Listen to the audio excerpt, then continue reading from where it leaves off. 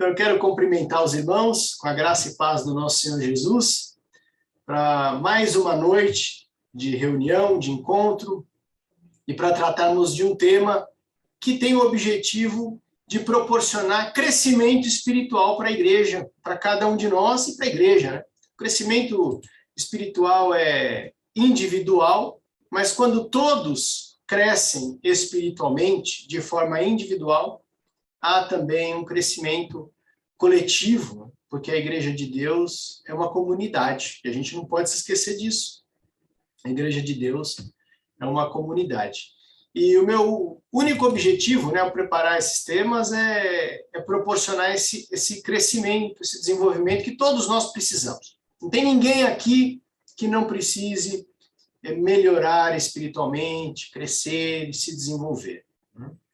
E alguém, em algum momento, fez uma comparação da saúde física com a saúde espiritual. E comparou 3 elementos da saúde física, ou 3 fatores que levam à saúde física, comparou com 3 fatores da saúde espiritual. E essa pessoa idealizou dessa maneira. Disse que, para termos saúde física, nós precisamos de boa alimentação, de ar puro e de exercício físico, atividade. Ao comparar com a saúde espiritual, disse o seguinte: o alimento na vida espiritual é o estudo da palavra de Deus.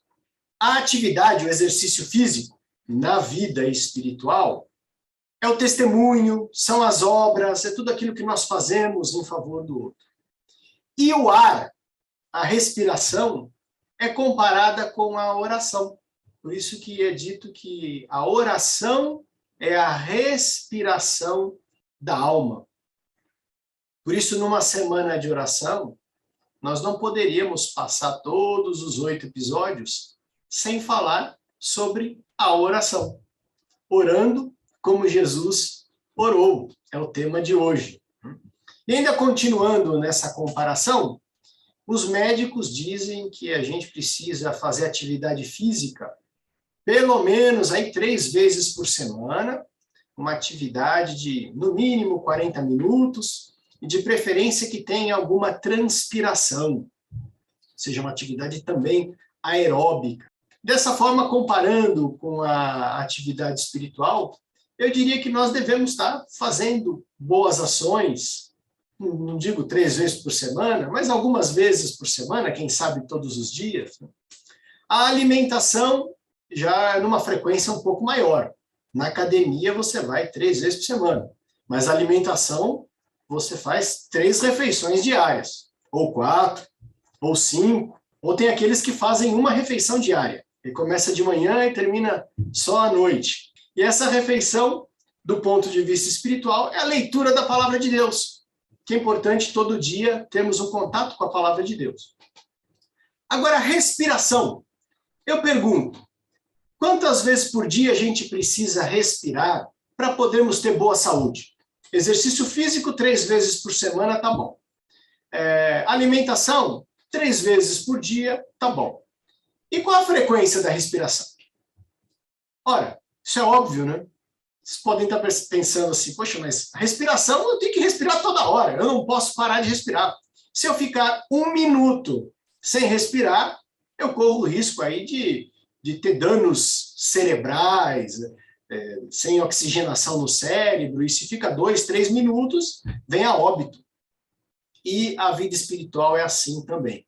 É por isso que na palavra de Deus está escrito: orai sem cessar. Porque a oração é a respiração da alma.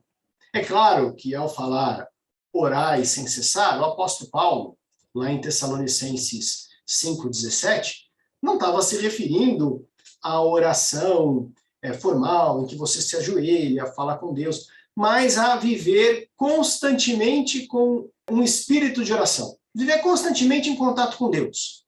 E se você ainda não se acostumou a fazer isso, eu até sugiro que você tente pensar em Deus sempre agradecendo pelas coisas. Para todo lugar que você olha, sempre há um motivo para agradecer. E tente se exercitar e se acostumar a orar sem cessar, agradecendo. e logo, logo você vai acostumar a estar mais tempo por dia em espírito de oração. Mas vamos ao que interessa, porque o tema é orando como Jesus orou. E o nosso objetivo é descobrir como que Jesus orou, para seguirmos o exemplo de Jesus na oração, porque a oração é um elemento essencial para a saúde espiritual. Em Marcos 1:35, tem uma informação importante e que talvez sirva de exemplo para nós aqui, certamente serve de exemplo. Diz assim em Marcos 1:35, tendo se levantado alta madrugada, saiu, foi para um lugar deserto e ali orava. Olha só, Jesus, ele tinha esse hábito de se levantar de madrugada, sair e orar num lugar solitário. Aliás, esse era um costume de Jesus, né, de orar sozinho. Mateus 14:23 diz que quando ele despediu as multidões, ele subiu ao monte a fim de orar sozinho. E caindo a tarde, lá estava ele só. Então, Mateus 14:23, em apenas um verso, 2 vezes, ressalta o fato de que Jesus estava sozinho. É importante a oração feita coletivamente, como nós fizemos aqui, como fazemos na igreja, é importante. Mas, se quisermos orar como Jesus orou, essa oração é sozinho. Além do exemplo de Jesus, nós temos orientações que Jesus deu aos discípulos a respeito da oração. Então, é bem conhecido ali o texto de Mateus 6, né, no Sermão do Monte, Jesus disse para os seus discípulos, olha, quando vocês orarem, a partir do verso 5, hein, Mateus 6, verso 5 em diante, quando vocês orarem, não sejam como os hipócritas, porque eles gostam de orar em pé, nas sinagogas e nos cantos das praças, para serem vistos pelos homens. Tu, porém, quando orares, entra no teu quarto, fecha a sua porta e orarás a Deus, teu Pai, que está em secreto. E teu Pai que te vê em secreto te recompensará. E orando, não useis de vãs repetições, como os gentios, porque presumem que pelo seu muito falar serão ouvidos. Não vos assemelheis, pois, a eles, porque Deus vosso Pai sabe o que tendes necessidade, antes que lhe os peçais. Olha só, em apenas 4 versos, quantas lições importantes. Primeira lição, não podemos orar como os hipócritas, que gostavam de se exibir orando. A oração tem que ser aqui, sozinho ali no quarto. Você fecha a sua porta, fica sozinho e ora a Deus, o Pai, e ele vai te recompensar de forma secreta. Outra lição, não useis de vãs repetições. Jesus diz aqui que os gentios faziam repetições nas orações, de fato, né? Os romanos, os pagãos, eles tinham rezas e eles repetiam o que hoje nós chamamos de ladainhas também, né? Aquela oração repetitiva, que a pessoa vai falando, verbalizando, e repete, e achando que quanto mais vezes repetir aquela reza, aquela oração, mais Deus vai se inclinar e ouvir. E Jesus diz, olha, não é isso, não é isso. O pessoal pensa que quanto mais fala, mais é ouvido. Não é assim, disse Jesus, né? Eles presumem que pelo seu muito falar serão ouvidos. Não é a quantidade de palavras que faz com que uma oração seja ouvida. É o estado de espírito do coração que faz com que Deus se incline, ouça e atenda à oração. Porque, na verdade, como disse Jesus, o Pai conhece nossas necessidades antes mesmo de nós proferirmos, expressarmos aquilo que precisamos. Eu gostaria de dedicar aqui alguns minutos para nós analisarmos a oração modelo, a oração que Jesus ensinou.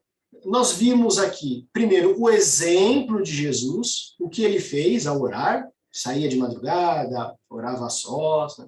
Vimos a orientação de Jesus, né, aqui no Sermão do Monte.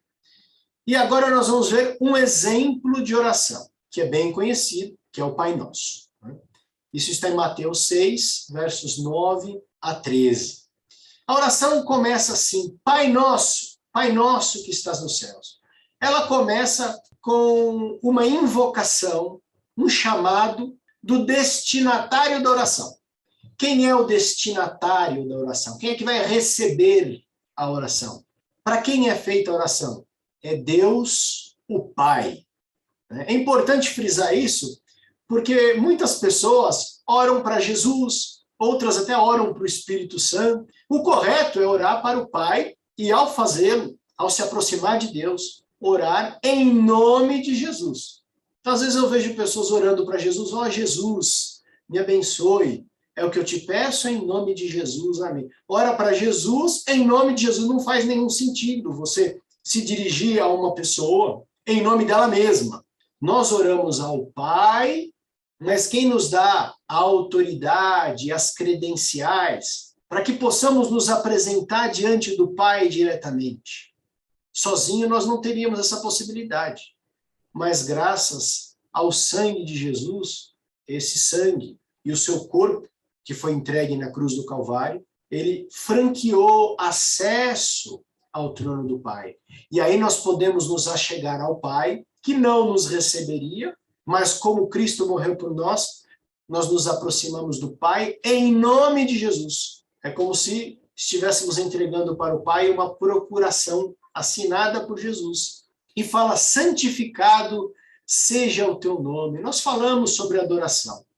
Nós falamos que falamos sobre adoração na segunda-feira, que adoração é um fenômeno interior, que significa o quê? Em primeiro lugar, o reconhecimento da soberania de Deus, da autoridade de Deus, da santidade de Deus. Então, aquele que se aproxima de Deus, ele tem que sentir que Deus é todo-poderoso. Ele tem que se sentir que ele está se aproximando de alguém santo, de alguém separado, de alguém especial, que não é algo comum. Ele não está se referindo aqui ao seu chefe, ao seu professor, ao seu pai, ao seu filho, ao seu funcionário. Ele está se referindo ao Deus Todo-Poderoso. Então, ao iniciar uma oração, é importante proferir ali um reconhecimento da santidade de Deus. Santificado seja o teu nome. E o primeiro pedido. Aqui vem o primeiro pedido da oração. Venha o teu reino. Jesus, ele falava muito sobre o reino de Deus. A maioria das parábolas de Jesus, vocês se lembram, fala assim: o reino de Deus é semelhante a isso, o reino de Deus é semelhante àquilo. E Jesus pregava o reino de Deus e falava que esse reino viria. E muitos achavam que quem tinha uma visão material acreditava que Jesus iria tomar o poder dos romanos, iria se tornar rei de Israel. Alguns acreditavam nisso. Alguns de vocês que vieram de tradição religiosa que valoriza a segunda vinda de Cristo, que é um evento importantíssimo, né, uma promessa importantíssima, mas eu entendo que não é a principal, pode achar que a vinda do reino de Deus é isso, é a segunda volta de Cristo. Mas não é, também não é. Quando nós oramos, venha o teu reino, nós não estamos pedindo para Jesus voltar. Aliás, o que é o reino de Deus e quando que vem o reino de Deus? E os fariseus tinham essa dúvida. Por isso que em Lucas 17, 20 e 21, uns fariseus chegaram para Jesus e perguntaram isso. Diz o seguinte ali: interrogado pelos fariseus sobre quando viria o reino de Deus, Jesus lhes respondeu: não vem o reino de Deus com visível aparência. Nem dirão, ei-lo aqui ou lá está, porque o reino de Deus está dentro de vós. Quando a oração do Pai Nosso apresenta esse primeiro pedido, venha o teu reino, ela está se referindo ao reino de Deus que está dentro de nós, ou pelo menos deveria estar. E se não está, isso justifica ainda mais a oração. Porque se eu não tenho o reino de Deus, se eu não tenho Deus entronizado no meu coração, como autoridade máxima da minha vida, eu preciso urgentemente fazer essa oração. Eu preciso fazer essa oração todo dia, toda hora. Venha o teu reino, venha o teu reino. Para que Deus estabeleça no meu coração, dentro de mim, o reino de Deus. Esse é o verdadeiro reino de Deus, que tem que estar no coração de cada um. Seja feita a sua vontade. Quando Jesus ensinou que a oração do Pai Nosso, que deve ser feita à vontade de Deus, esse é um outro elemento de reconhecimento da soberania de Deus, da autoridade de Deus, e é também uma forma de adoração, é parte da adoração. E Jesus orava dessa maneira com frequência. Seja feita a sua vontade, era uma expressão que sempre estava na boca de Jesus, quando ele se dirigia ao Pai. Tanto é que em Mateus 26, lá no Getsemane, vocês se lembram bem, né? Quando eles foram orar, Jesus tomou ali Pedro, Tiago e João e foram orar. E no momento de muita angústia, ele se prostrou ali no Getsemane e disse, está no verso 39, meu Pai, se possível, passa de mim esse cálice, todavia não seja como eu quero, e sim como tu queres. O que Jesus está dizendo aqui? Não quero beber desse cálice, mas seja feita a tua vontade. E na mesma oração, novamente, né, no versículo 42 é dito, tornando a retirar-se, orou de novo, dizendo, meu Pai, se não é possível passar de mim esse cálice sem que eu beba, faça-se a tua vontade. E pela terceira vez, no versículo 44, diz assim, deixando-os novamente, deixando os discípulos, foi orar pela terceira vez, repetindo as mesmas palavras. Não seja como eu quero, mas como tu queres, ou seja feita a sua vontade. E aqui diz que a vontade seja feita assim na terra como no céu. Isso significa, assim na terra como no céu, quer dizer, a vontade de Deus deve ser feita em todos os aspectos da vida. O plano de Deus para você, a vontade de Deus para a sua vida, deve ser feita na sua família, no seu trabalho, na escola, nos seus planos, os projetos de profissionais, na igreja, enfim. A vontade de Deus, ela tem uma amplitude universal na vida do cristão. Não existe um aspecto da vida do cristão que não deva ser influenciado pela vontade de Deus. E a oração continua. O pão nosso de cada dia nos dê sempre. É assim que fala. Não é assim. O pão nosso de cada dia nos dá hoje. Isso é impressionante. Isso aqui tem uma lição grande aqui. Deus, ele parece que não gosta muito de quem acumula as coisas, sabe? Porque Deus quer que a gente dependa dele todo dia. E ore pelo pão de cada dia todo dia. E eu aprendi isso na prática. Eu vou dizer para os irmãos o que aconteceu na semana passada. Impressionante, isso é impressionante, irmãos. Teve um dia que eu vim para o escritório e eu me programei para tirar um dia livre para preparar os 8 temas, pelo menos a estrutura e tal, né?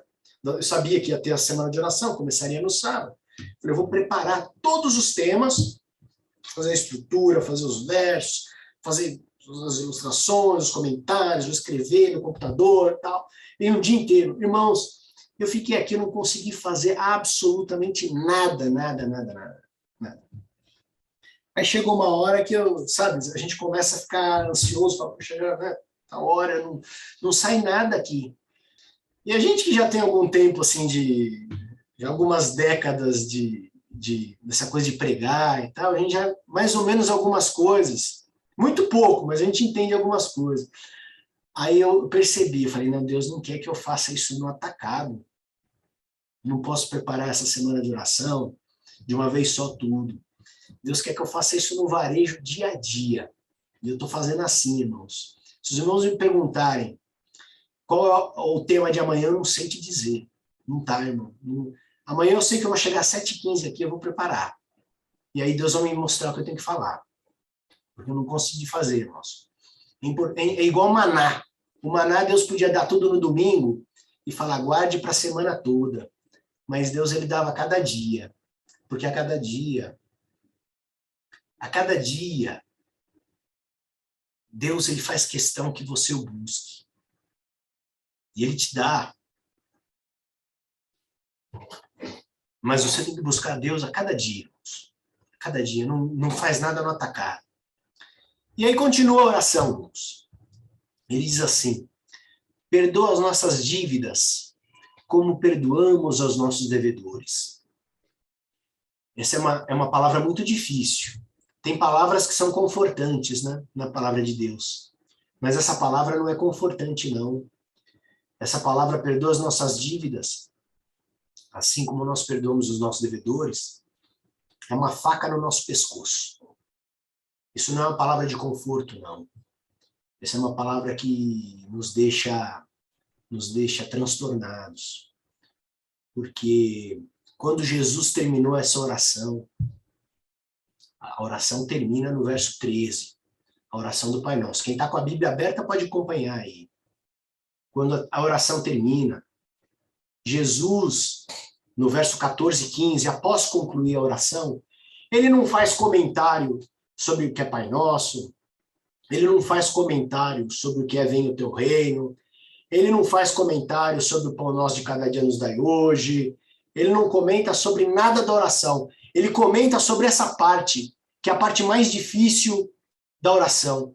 Perdoa as nossas dívidas, assim como nós perdoamos nossos devedores. E o comentário que Jesus faz no verso 14 e 15 é o seguinte: porque se perdoardes aos homens as suas ofensas, também vosso Pai Celeste vos perdoará.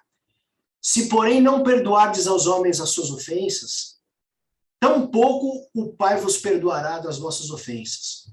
E eu pergunto, isso é uma palavra de conforto? Isso não é, irmãos. Isso é um desafio. Porque o amor de Deus é incondicional. É como um pai que ama todos os seus filhos.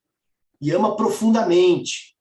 Não depende de você fazer o bem ou fazer o mal. Deus vai te amar de todo jeito. Mas o perdão não é incondicional. O perdão está condicionado a você perdoar o seu irmão. E esse é um dos pontos mais difíceis do Evangelho. Perdoar quem te feriu, perdoar quem falou mal de você pelas costas, né? Perdoar quem está tentando te trair. Esse é o grande exercício do cristianismo. Porque se a gente fala, não consigo, que adianta dizer que é cristão, né? Por isso, a gente poderia até adicionar na oração, né? Senhor, ajuda-me a perdoar aos meus devedores, né? E não me deixe cair em tentação. Pedimos aqui a proteção. Só que não é proteção física. Às vezes, quando a gente sai de casa para uma viagem, a gente sempre faz oração, né? As malas já estão no porta-mala, e alguém fala assim, vamos fazer uma oração antes de viajar? Para Deus nos proteger no caminho, vai pegar a estrada, né? Só que essa aí é a proteção física. Jesus não tem aqui nenhuma parte da oração onde ele pede proteção física para os discípulos, mas ele pede proteção espiritual. Proteja-me no momento da tentação. Então, basicamente, irmãos, essa oração do Pai Nosso, ela tem dois pilares, né? Dois pilares. Tem frases ali que é o reconhecimento da soberania de Deus, santificado seja o teu nome, seja feita a sua vontade, reconhecimento de autoridade, supremacia, né? E tem aqueles pedidos, mas de natureza espiritual. Venha ao teu reino, não me deixe cair em tentação, e assim por diante, né? Jesus, ele fez outras orações ali, mas eu queria terminar mencionando, eu não podia deixar de mencionar a oração intercessória que Jesus fez pelos seus discípulos, né? Uma das orações mais bonitas da Bíblia, eu acho que até a mais bonita da Bíblia. Eu não sei, é a mais bonita. Eu acho que essa oração, ela é tão bonita quanto o Pai Nosso, ou até porque nos toca de uma forma muito especial, né? Quando Jesus lá, às vésperas da sua morte, né, ele levanta os olhos ao céu, lá em João 17, né, e fala, Pai, é chegada a hora, chegou, foi para esse momento que eu vim, né? Glorifica o teu filho. E ele diz assim, me glorifique, né?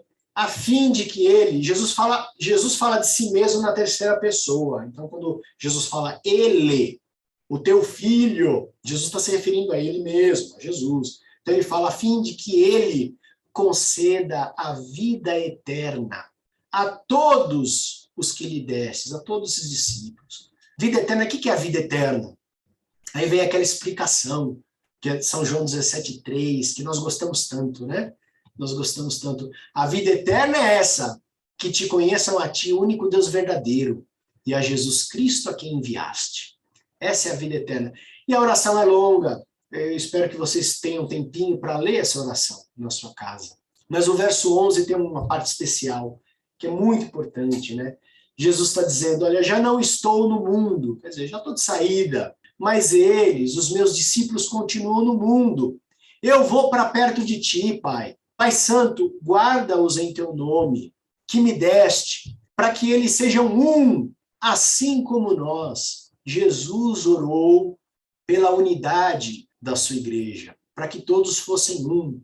E lá no versículo 20, a gente percebe que essa oração não foi só para os discípulos que estavam vivendo com Jesus, porque Jesus diz assim, eu não rogo somente por esses que estão aqui, Pedro, João, Tiago, mas também por aqueles que vierem a crer em mim por intermédio da sua palavra. Então Jesus estava orando aqui pelo Valdir, Jesus estava orando pelo Mário, pela Lili, pela Cícera, por todos esses que eu estou vendo aqui na minha frente, na tela, a fim de que todos sejam um, e como és tu, ó Pai, em mim e eu em ti, como nós dois somos um, eu e o Pai somos um, disse Jesus. Assim como nós somos um, disse Jesus ao Pai, eles também sejam um em nós, para que o mundo creia que tu me enviaste. Verso 22, eu lhes tenho transmitido a glória que me tens dado, para que sejam um, como nós o somos.